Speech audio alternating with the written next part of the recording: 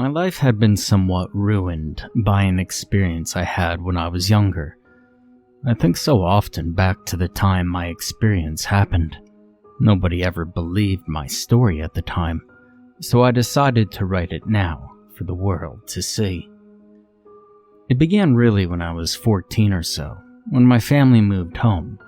My dad had been offered a job with better pay, and a mere week later, we had sold our house and rented an apartment in the town we moved to. It was during the summer we moved, so it was simple starting at my new school. When term began, I nervously walked from our apartment building to the school, which was rather close.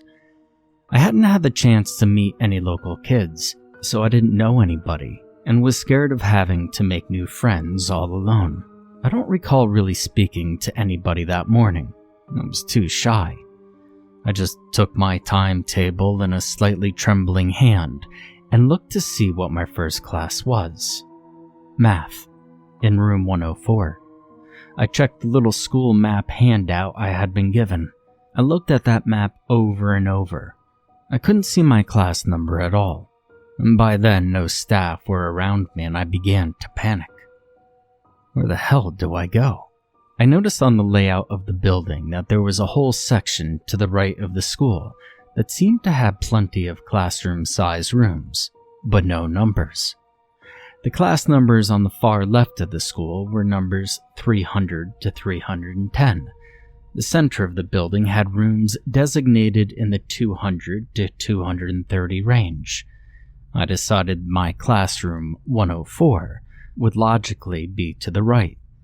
I walked down long corridors. Most of the other students were not new, and so they had already made it to their classes, whilst I contemplated my map.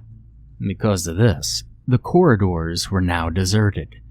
In retrospect, I should have just found the help desk and asked them to give me directions, but I was so shy I'd rather try and do it alone. Anyway, I followed the building layout at the end of an eerily quiet and long corridor. My passage was blocked by a rather old-looking wooden double door that didn't open when I pushed. This seemed wrong, like this part of the building was not meant to be entered. I played with the idea that someone had accidentally shut them, or maybe I just wasn't pushing hard enough. I rammed into the doors with my shoulder, and with a scraping sound of metal on wood, they opened. I realized then that I had broken the bolts on the other side of the door, which were brittle with rust. Horrified at having broken a door lock on my first day, I was about to turn and run from the scene and just ask someone to help find my class. I obviously shouldn't be in this part of the school. The new corridor was old and dusty. The lockers were all hanging open and unused, and a faint smell of mold hung in the air. But as I turned, I noticed the numbers painted on the glass windows of the doors along the corridor. The one nearest to me read 100. Perplexed, I checked my timetable again to assure myself that I had read my class number correctly. It was clear. My room was 104, and just along this corridor, apparently. I began to walk slowly, looking into the windows of each class I passed. 100, empty.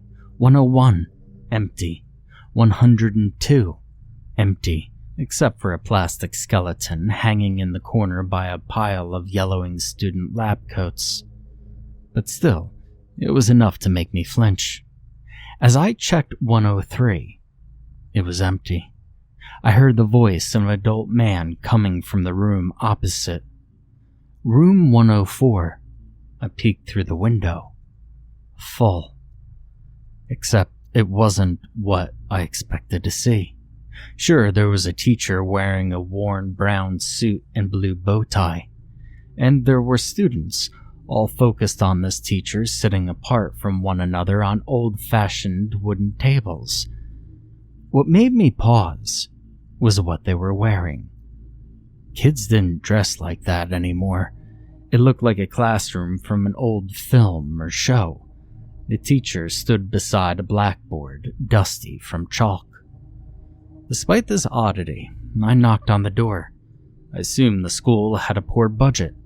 The teacher didn't notice my knocking, so I quietly opened the door and walked in. None of the students took their gaze away from the teacher, who also paid no attention to me. I awkwardly apologized for my lateness, citing that I had gotten lost.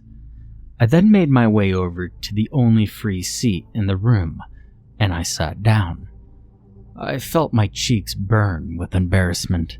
I must have interrupted the class. The teacher began his lessons a few seconds later, rather casually. His name was Mr. Talori. He began to chalk equations on the board and got the class to solve them.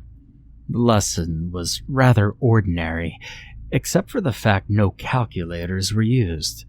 Whenever I raised my hand to answer a question, almost to try and win back favor from the teacher, he ignored it and always chose another student to answer the problem. The lesson ended abruptly after what felt like hours. By the end of it, I was bored and miserable. I just wanted to get home and complain about the way I was ignored. When I left the room, I felt pangs of hunger. I noticed at my watch and was shocked to see the school day had ended.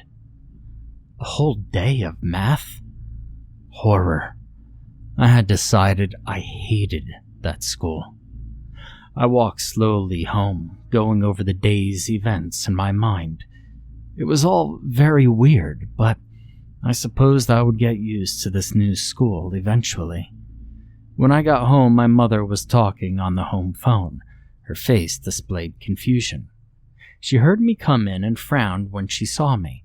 She looked somewhat angry and asked whoever was on the other end of the phone line to hold. And then she accused me of skipping school. Confusion followed. I told her I was in class all day, but apparently the school had phoned to say I wasn't in any lessons and hadn't seen me after I collected my timetable. I said I was in Mr. Talori's class in room 104 all day. I must have missed the register when I was late, I thought. My mom paused and told the school on the phone my story. Her expression froze after a few seconds, and then she looked at me rather worriedly. She hung up the phone and told me what the school had said. Mr. Talori had not worked at that school in 38 years. Apparently, room 104 was part of an abandoned section of the school that hadn't been used since the school caught fire nearly 40 years ago. The school thought I was playing some sick joke. That night I went on the web to find out if what the school said was true, and quickly I had found an old newspaper article about the school's massacre that had been archived. A madman had simply walked into the school with a flaming Molotov cocktail and threw it into a classroom on that wing. He had blocked all the doorways. There was an old grainy photo that showed where it had happened, and I recognized it immediately. It was room 104. An obituary showed tributes to the dead and photos of all that had died. I recognized them too. Mr. Talori and all the students I had spent the day with. My heart felt like it had stopped. I felt sick. I felt cold to my bones at that moment. And after that day, I changed schools. Now, years later, I've written this, my account of what happened to me, which nobody had ever believed. The reason. Why now? Well, you see, yesterday, I received the letter in the post. There was no address. It had simply appeared in my letterbox. It was a class reunion invite, signed by my old teacher, Mr. Talori.